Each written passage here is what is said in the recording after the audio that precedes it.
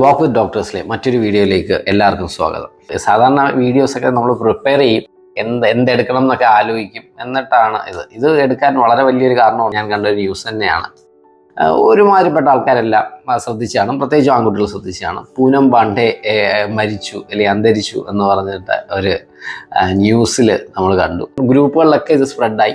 അപ്പം ഞാൻ വിചാരിക്കുകയും ചെയ്ത് സർവൈക്കൽ ക്യാൻസർ വന്ന് മരിച്ചെന്നായിട്ട്. അപ്പോൾ സർവൈക്കൽ ക്യാൻസർ വന്ന് മരിച്ച ഒരാളുടെ സത്യം പറഞ്ഞു കഴിഞ്ഞാൽ ഫോർവേഡ് വീഡിയോസ് ഈ കഴിഞ്ഞ ഒരു 2-3 ആഴ്ച മുന്നേയും പൂനം പാണ്ഡെയുടെ ഫോർവേഡ് വീഡിയോസ് കണ്ടായിരുന്നു. അപ്പം പുള്ളിക്കാരത്തിയുടെ ഫോർവേഡഡ് വീഡിയോസ് കുറച്ച് നാൾ മുന്നേ കാണുമ്പോഴും വളരെ ഹെൽത്തി ആയിട്ടിരിക്കുന്ന ഒരു വ്യക്തി. സെർവൈക്കൽ ക്യാൻസറിന്റെ പ്രസന്റേഷൻ അങ്ങനെയല്ല. സെർവൈക്കൽ ക്യാൻസർ എന്ന് പറഞ്ഞാൽ എന്താണ്? കുറച്ചും കൂടെ എൽഡർലി ഏജിലാണ് ഉണ്ടാകുന്നത്. ഒരു 50, 60, 70 ഇയേഴ്സിലൊക്കെയാണ് ഇത് കൂടുതലും കാണുന്നത്. ഇത് വന്നു കഴിഞ്ഞാൽ തന്നെ ലേറ്റ് ഡിറ്റക്ഷൻ ആണ്, വളരെ പയ്യെ ഡിറ്റക്ട് ചെയ്യത്തുള്ളൂ. വളരെ ഇമാസിയേറ്റഡ് ആയിട്ട് ക്ഷീണിച്ച് വയ്യാതൊക്കെ ആയി കണ്ടുപിടിച്ച് ഒരു 3rd സ്റ്റേജിലൊക്കെ കണ്ടുപിടിക്കുന്നതാണ് പൊതുവെ സെർവൈക്കൽ ക്യാൻസർ കാണുന്നത്. അപ്പോൾ ആ ഒരു ക്ലിനിക്കൽ സിനാരിയോ ആയിട്ട് ഒത്തുപോകുന്നില്ല ഇദ്ദേഹത്തിൻ്റെ മരണം.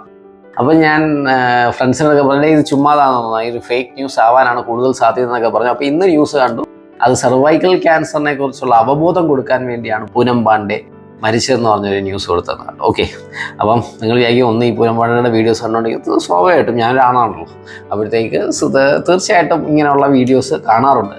അത് തെറ്റാന്ന് ഞാൻ ഒരിക്കലും പറയില്ല. അതും ഈ ഒരു ഇത് കാര്യമായിക്കോട്ടെ, അതല്ലേ നോർമലാണ്, ഇതൊക്കെ മനുഷ്യൻ്റെ ഫിസിയോളജിക്കലി ഉള്ള കാര്യങ്ങളാണ്. ഇതിലൊന്നും നമ്മൾ അയ്യേന്നൊന്നും പറയേണ്ട ആവശ്യമില്ല. Okay, fine. ഓക്കെ, അത് കഴിഞ്ഞു.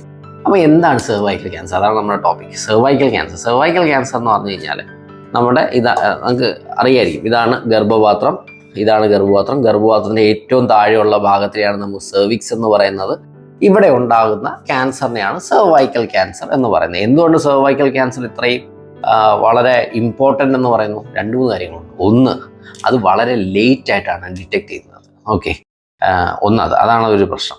അതുകൊണ്ട് തന്നെ മോർട്ടാലിറ്റി സ്വല്പം കൂടുതലാണ്. വളരെ കോമൺ ആയിട്ടുള്ള ക്യാൻസറാണ്. വളരെയധികം സ്ത്രീകളിൽ ലങ് ക്യാൻസർ കഴിഞ്ഞാൽ second most common cervical cancer ആണ്, പ്രത്യേകിച്ച് ഇന്ത്യയിൽ. അപ്പം വളരെ ലേറ്റ് ആണ്, വളരെ കോമൺ ആണ്. ഇതിനെക്കാട്ടി ഏറ്റവും ഇമ്പോർട്ടൻറ്റ് സ്ട്രൈക്കിംഗ് ആയിട്ടുള്ള പോയിന്റ് എന്ന് പറഞ്ഞാൽ നമുക്ക് പ്രിവെൻറ്റ് ചെയ്യാൻ പറ്റുന്ന, വാക്സിൻ കൊണ്ട് ഒരു പരിധി വരെ നിയന്ത്രിക്കാൻ പറ്റുന്ന ഒരു ക്യാൻസറാണ് സെർവൈക്കൽ ക്യാൻസർ.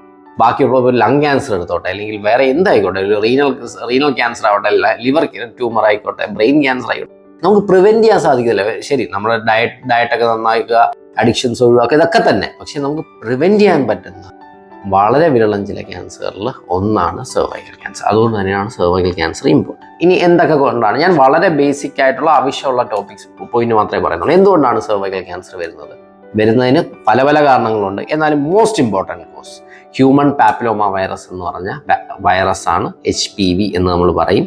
HPV 16 ഉണ്ട്, 18 ഉണ്ട്. ഇത് രണ്ടുമാണ് മോസ്റ്റ് കോമൺ. പിന്നെ കുറേ ഉണ്ട്, 31 ഉണ്ട്, 33 ഉണ്ട്, 45 ഉണ്ട്, അങ്ങനെ പോകും. എന്നാലും മോസ്റ്റ് കോമൺ 16ഉം 18ഉം ആണ്. അത് നിങ്ങൾ അറിഞ്ഞിരിക്കണം. ഓക്കെ, അപ്പം വേറെയും കുറേ കാരണമുണ്ട്. അപ്പോൾ ഈ ഹ്യൂമൻ പാപ്പിലോമ വൈറസ് എങ്ങനെയാണ് കിട്ടുന്നത്? സെക്ഷൽ ഇൻ്റർകോഴ്സ് ആണ് മിക്കപ്പോഴും കിട്ടുന്നത്.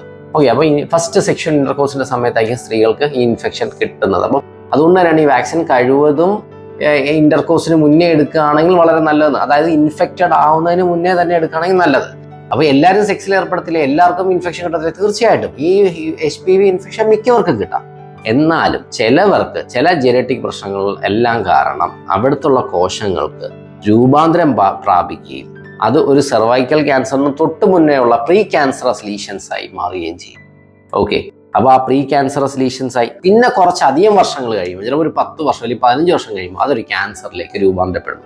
അപ്പോൾ അത് നോർമൽ ഹ്യൂമൻ പാപ്പിലോമ വൈറസ് ആവാം, ആ കോശങ്ങൾക്കുള്ള വ്യത്യാസം, പിന്നെ പ്രീ ക്യാൻസറസ് സ്റ്റേജ്, പിന്നെ ക്യാൻസർ. അങ്ങനെ 4 ഘട്ടമായിട്ടാണ് ഇതൊരു ക്യാൻസറിലോട്ട് പോകുന്നത്. അപ്പം നമുക്ക് എവിടെ വെച്ചിട്ടാണ് ഇതൊരു HPV വൈറസ് വന്ന് ഇൻഫെക്റ്റഡ് ആകുമ്പോൾ തന്നെ നമുക്ക് കണ്ടുപിടിക്കാൻ സാധിക്കും പല ടെസ്റ്റുകളിലൂടെ.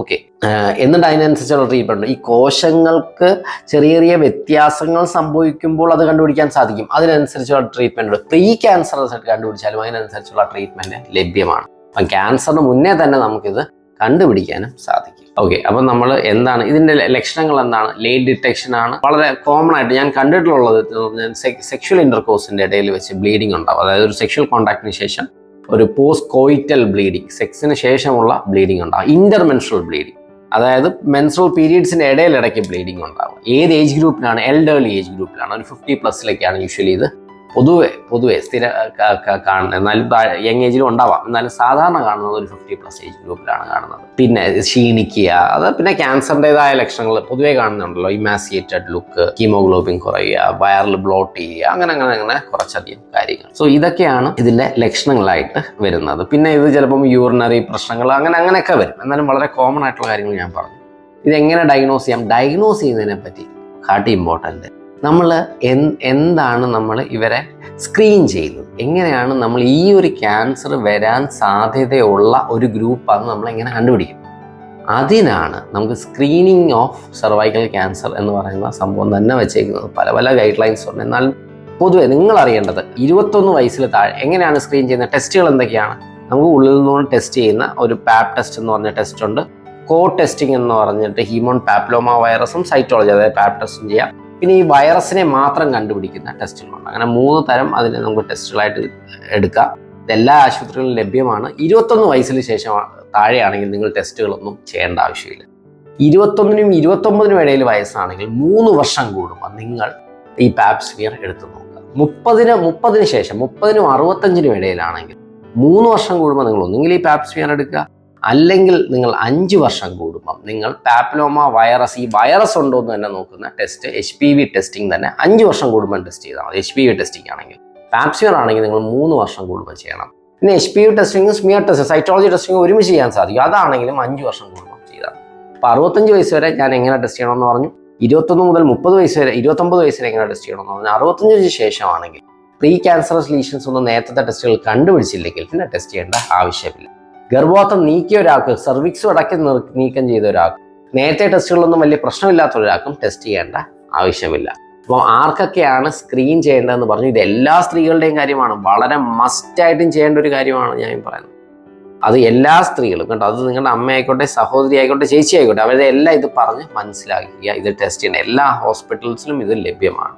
സർക്കാർ ഹോസ്പിറ്റലിലും ഈ സൈറ്റോളജി ടെസ്റ്റിങ്ങും ടെസ്റ്റിങ്ങും ഒക്കെ ഇപ്പം ഡിസ്ട്രിക്ട് ഹോസ്പിറ്റലൊക്കെ ടെസ്റ്റിംഗ് ലഭ്യമാണ്. നോർമൽ ഹോസ്പിറ്റലൊക്കെ സൈറ്റോളജി ടെസ്റ്റിംഗ്, പാപ്സ്മിയർ ഒക്കെ ലഭ്യമാണ്. ഓക്കെ, അപ്പോൾ അത് പറഞ്ഞിട്ട് ഞാൻ ട്രീറ്റ്മെന്റ് ഭാഗത്തോട്ട് പോകുന്നില്ല. ഇതൊരു ക്യാൻസർ അല്ലെങ്കിൽ ഒരു പ്രീ ക്യാൻസറസ് ലീഷൻസ് ഒക്കെയാണ്, അതായത് ക്യാൻസർ ആകാൻ സാധ്യതയുള്ള ലീഷൻസ് ഒക്കെ ആണെങ്കിൽ അതിന് കുറേ കരിച്ച് കളയുക, ക്രയോതെറാപ്പി, ഐസ് ബ്ലോക്ക് ആക്കി, അങ്ങനെ കുറേ ട്രീറ്റ്മെന്റ്, ലൂപ്പ് അങ്ങനെ ഇഷ്ടംപോലെ ട്രീറ്റ്മെന്റ് ഉണ്ട്. ക്യാൻസർ ആവുകയാണെങ്കിൽ അതിനനുസരിച്ചുള്ള ട്രീറ്റ്മെന്റ് ഉണ്ട്. പക്ഷേ ഈ വീഡിയോ അവസാനിപ്പിക്കുന്നതിന് മുന്നേ എനിക്ക് ഒരു കാര്യം, നിങ്ങൾ അറിയേണ്ട കുറച്ച് കാര്യങ്ങളാണ്. അതപ്പോൾ എന്തുകൊണ്ട് ഇത് വരുന്നു എന്ന് ഞാൻ പറഞ്ഞു, ഇതെങ്ങനെ കണ്ടുപിടിക്കാമെന്ന് പറഞ്ഞു, ഇത് ഏത് ഏജ് ഗ്രൂപ്പിലാണെന്ന് പറഞ്ഞു, സ്ക്രീനിങ്ങിൻ്റെ കാര്യം പറഞ്ഞു. ഇനി നിങ്ങൾ അറിയേണ്ട ഏറ്റവും ഇമ്പോർട്ടൻറ്റ് പോയിന്റ്, ഇപ്പം വളരെ ചെറിയ തുകയിൽ തന്നെ, എനിക്കൊന്ന് ഒരു വയലിന് 2000 രൂപയ്ക്കേ ഉള്ളൂ. ക്വാഡ്രിവാലന്റ്, ഇതിന് 2 ടൈപ്പ് വാക്സിനാണുള്ളത്. ഒന്ന് ബൈവാലന്റ്, അതായത് 2 HPV 16നും 18നും മാത്രം കവർ ചെയ്യും. ഒരു വാക്സിൻ 16നും 18നും HPV 6ഉം 11ഉം, അങ്ങനെ 4 HPV ഹ്യൂമൻ പാപ്പിലോമ വൈറസിനെ കവർ ചെയ്യുന്ന വാക്സിൻ ക്വാഡ്രിവാലന്റ് വാക്സിൻ. ഇപ്പോൾ ക്വാഡ്രിവാലന്റ് വാക്സിൻ ഈ പറഞ്ഞ പോലെ ലഭ്യമാണ്, വില കുറഞ്ഞു തന്നെ ലഭ്യമാണ്. അത് ഏതിനൊക്കെയാണ് പ്രിവെന്റ് ചെയ്യുന്നത്? 16, 18, അതായത് ക്യാൻസർ ഉണ്ടാക്കുന്ന ഏറ്റവും പ്രധാനപ്പെട്ട 2 പിന്നെ 6-11. ഈ 6-11 ആണ് നമ്മൾ ഈ വാർട്ട് എന്നൊക്കെ പറയത്തില്ലേ, വാർട്ട്, HPV, നമ്മുടെ ഈ ചില കൈകളിലൊക്കെ ഒരു ചെറിയൊരു വാർട്ട് പോലെ ഇങ്ങനെ ഒരു ഗ്രോത്ത് പോലെയൊക്കെ വരുന്നത്, ജെനൈറ്റൽ വാട്ട്സ് എന്നൊക്കെ പറയാം. അത് നമ്മുടെ മലദ്വാരത്തിൻ്റെ അവിടെയൊക്കെ വരുന്ന വാർട്ടിനെയും പ്രിവെന്റ് ചെയ്യും. ഈ പറഞ്ഞ 6 ഉണ്ടാക്കുന്ന ഈ 6ഉം 11ഉം. അപ്പോൾ അതിനെയും പ്രിവെന്റ് ചെയ്യാൻ ഈ വാക്സിൻ സഹായിക്കും. അപ്പോൾ അത് ലഭ്യമാണ്, വില കുറച്ച് ലഭ്യമാണ്. അത് എവിടെയാണ്, അത് ഏത് ഏജ് ഗ്രൂപ്പിലാണ് എടുക്കേണ്ടത്, ആർക്കാണ് എടുക്കേണ്ടത്? അത് എടുക്കേണ്ടത് 9 വയസ്സിനും 25 വയസ്സിനും ഇടയിലുള്ള കുട്ടികളിലാണ് ഇത് എടുക്കേണ്ടത്. എത്ര വെച്ചാണ് എടുക്കേണ്ടത്? 9നും 14നും ഇടയിലാണെങ്കിൽ നമ്മൾ 0ഉം 6ഉം, അതായത് 2 ഡോസ് വേണം. ഇന്ന് ഒരെണ്ണം എടുക്കുകയാണെങ്കിൽ 6 മാസം ആകുമ്പോഴത്തേക്ക് രണ്ടാമത്തെ എടുക്കുക. 15 വയസ്സിനും 26 വയസ്സിനും ഇടയിലാണെങ്കിൽ നമ്മൾ എടുക്കേണ്ടത് 0 എടുക്കുക, 2 എടുക്കുക, 6 എടുക്കുക. അതായത് ഇന്ന് എടുക്കുക, 1 മാസം കഴിഞ്ഞ് 2ാം മാസത്തിലെടുക്കുക, 3 മാസം കഴിഞ്ഞ് 6ാം മാസത്തിലെടുക്കുക. അങ്ങനെ 0, 2, 6 എന്ന് പറഞ്ഞ് 3 ഡോസാണ് വേണ്ടത്. അപ്പം എങ്ങനെ എടുക്കണം എന്ന് പറഞ്ഞു. ആർക്കാണ് എടുക്കേണ്ടത്? പെൺകുട്ടികൾക്കും ആൺകുട്ടികൾക്കും എടുക്കണം, 2 പേർക്കും എടുക്കണം. എന്തിനാണ് 2 പേർക്കും എടുക്കുന്നത്? ആൺകുട്ടികൾക്ക് സർവിക്സ് ഇല്ലല്ലോ. പക്ഷെ ആൺകുട്ടികളിൽ നമ്മുടെ പിനൈൽ ക്യാൻസർ അല്ലെങ്കിൽ ഏനൽ ക്യാൻസർ ഒക്കെ ഉണ്ടാക്കാൻ ഈ 16ഉം 18 ഹ്യൂമൻ പാപ്പിലോമ വൈറസ് ഉണ്ടാക്കുന്ന മലദ്വാരത്തിലെ ക്യാൻസർ, അപ്പം അതിനെ നമുക്ക് ഈ വാക്സിൻ എടുത്തത് കൊണ്ട് തടയാൻ സാധിക്കും. പിന്നെ ജെനൈറ്റൽ വാട്ട്സ് 6-11 പ്രിവെന്റ് ചെയ്യുന്നതുകൊണ്ട് അതും തടയാൻ സാധിക്കും. അപ്പോൾ ആൺകുട്ടികളും പെൺകുട്ടികളും ഈ വാക്സിൻ എടുക്കുക. ഈ വീഡിയോ മാക്സിമം നിങ്ങൾക്ക് തോന്നുകയാണ് ഇത് ഇമ്പോർട്ടൻ്റ് ആണ്, റിലവൻ്റ് ആണെങ്കിൽ നിങ്ങൾ തീർച്ചയായിട്ടും ഷെയർ ചെയ്യുക. ഇത് ബാക്കിയുള്ള ആൾക്കാരും കൂടെ ഇത് എടുക്കട്ടെ എന്ന് വിശ്വസിക്കുന്നു. അപ്പം ശരി, ബൈ, താങ്ക് യു, ബൈ.